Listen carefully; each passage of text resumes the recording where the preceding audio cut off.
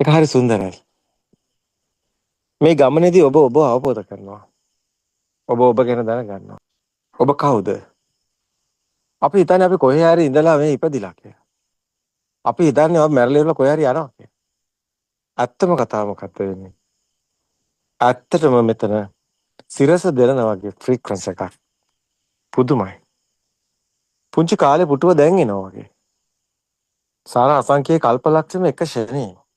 එක කම්පනයක. බලකොට 33 නේද? අපි කතා කරලා මේ 31 ලෝක ධාතුවම එක ෂණයක. එක කම්පනයක.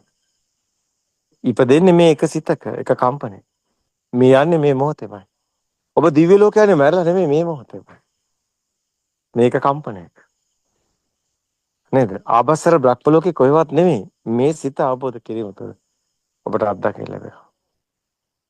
මේක ආශ්චර්යයි. මේක පුදුමයි. ඒත් ඇත්තයි.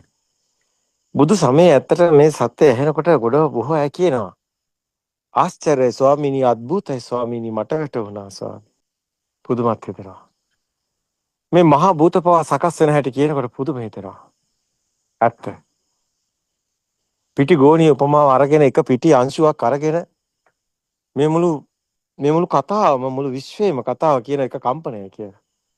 මෙවැනි දේශනයක් කවදානම් අහයිතනේ. අපිට මේ පිටි වලින් පුළුවන් රොටි හදන්න, ආප්ප හදන්න පුළුවන්. අපිට පුළුවන් කේක් එකක් හදන්න. නමුත් ඔය තියෙන එක පිටි අංශුවයි. අධ්‍යයනය කරොත් ඔතන තියෙන එක පිටි අංශුවයි. මෙන්න මේ වගේ ඔබ මේ කතා කරන මේ පෘථුවියද එහෙම නැත්නම් ඔය විශ්වයේද අභ්‍යවකාශයේ සේරම එක කම්පනයයි. මේ ලෝකේ කෙලවර හොයනවා. NASA අතට අදටත් දරුණා විශ්වයේ කෙලවර හොයන. ඒ තාරාංශ මේ මොහොතේම පේනවා මේ එක කම්පනයේ මේ ලෝකේ කෙලවර තියෙන්නේ. අකම්පනයයි කම්පනය අතර කතාවක්. අර පිටි අංශුවේ උපමාව අරගෙන. අතර මේ වෙනකොට මේ මනුස්ස ලෝකේ අද නූතන විද්‍යාඥයෝ කියලා හිතන් ඉන්න පිරිස හෙල්ලිලා තියෙනවා මේ අභිඥා දේශනාව ඔස්සේ. ඇත්තටම කිව්වොත් ලෝකේ කෙලවර මේ අභිඥා ඥානට හසු වෙනවා. මුළු විශ්වයේම කෙලවර තියෙන්නේ මේ ෂනේ මේ සිතේ මේ මොහොතේ මෙතනමයි කියන එක. මේක ආందోලනාත්මකයි. නමුත් මේක අත්දකින්න ලැබෙනවා. රෝහිතත් ලෝකේ කෙලවර බාහිරින් හොයන්න එපා. කවදාවත් හම්බ වෙන්නේ නැහැ. සිත තුළින් දකින්න.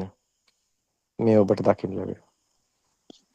මේ අභිඥා දේශනා තමයි ඇත්තටම මේ යුගයේ මේ ආශ්චර්ය කරන්නේ. අපේ ස්වාමීන් වහන්සේලාට මාර්ගෝපදේශය වෙලා තියෙන බුද්ධෝත්පාද දේශනා.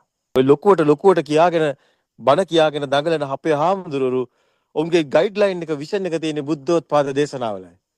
උන් මෙතනින් හෙලි කරන කාරණා හෙලි නොකරොත් උන්ට කියන්න බණක් නැහැ. උන් බණ කියන්නේ මේ දිහා බලලා.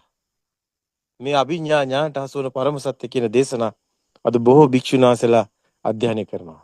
ඔවුන් 31 ලෝක ධාතුව තුන් ලෝකෙම මේ ෂනේ මේ සිතේ කියන එක දැක්කේ බුද්ධෝත්පාද දේශනා තුලින්. ඔවුන් අභිධර්මාචාර්ය විභාග පාස් කරාට ඔවුන් එක දැනන් හිටියේ නැහැ. ඔවුන් බාහිර ඇත්ත කරගෙන බණ කිව්වට ඔවුන් දැනන් හිටියේ නැහැ මේක එක කම්පනයක් කියලා. අදටත් කියා ගන්න බැරුව ඉන්නවා ස්කන්ධය කියන්නේ වේගයක් කියලා. අදටත් කියා ගන්න බැරුව ඉන්නවා සිත කියලා දෙයක් නැහැ සිත කියන්නේ වේග නිරූපණයක් කියලා. අදටත් හිතා ගන්න බැරුව ඉන්නවා මේ එක කම්පනයක සියල්ලම කතාව තියෙන්නේ කියලා. අනාගාමි භූමියේ කොහමද ඔබ නැවත උපදින්නේ නැත්තේ ඇයි? ඇයි අනාගාමි කියන්නේ? මේ ශබ්ද වර්ණ ගන්ධ රස පහස වල මේ මැවෙන ආකාරය දැක්කොත් මේ ඔක්කොම කම්පන නිරූපණ කියලා ආයතනවල මැවෙන ලෝකයක ඔබ අතරමං වෙලා ඉන්න බව. මේකක්වත් ඇත්ත නොවන බව. මොකද්ද සුද්ධාෂ්ටකය කියන්නේ? වර්ණ ගන්ධ රස ඕජා පඨවි ආපෝ තේජෝ වායු කියන්නේ මොනවද? මේක කම්පන මේ සියල්ලම සකස් වෙන්නේ ආයතන වලට. මෙයයි ඇත්ත කතාව. මෙයයි ආందోලනාත්මක එලිකිරීම. මෙයයි යුග පෙරළිය. මෙයයි යුග මෙහෙවර.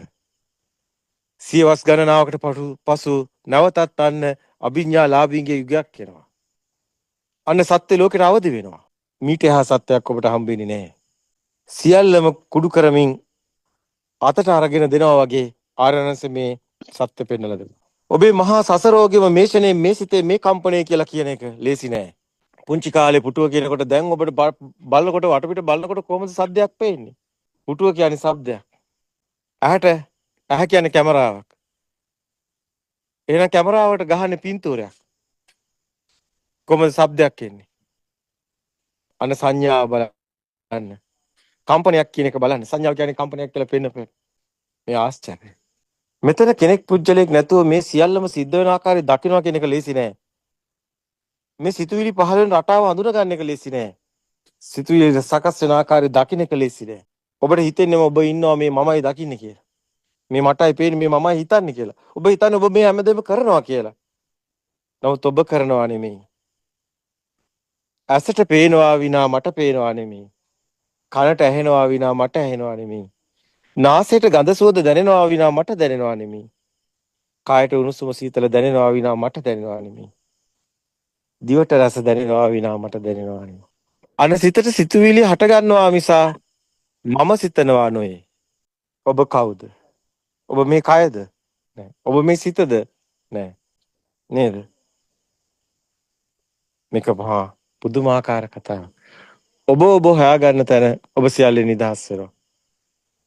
ඔබ යනු මේ අරමුණේ ගින්නයි. ගින්න නැත්තන ඔබත් නෑ. ඔබ හඳුනා ගන්නවා. මේ සත්‍ය දකිනකොට ඔබට තවත් මේ ලෝකේ ඇත්ත වෙන්නේ නෑ. ඔබ ඇත්තටම භව නිරෝධය දකිනවා. ඔබ බෞද්ධයෙක් බවට පත් වෙනවා.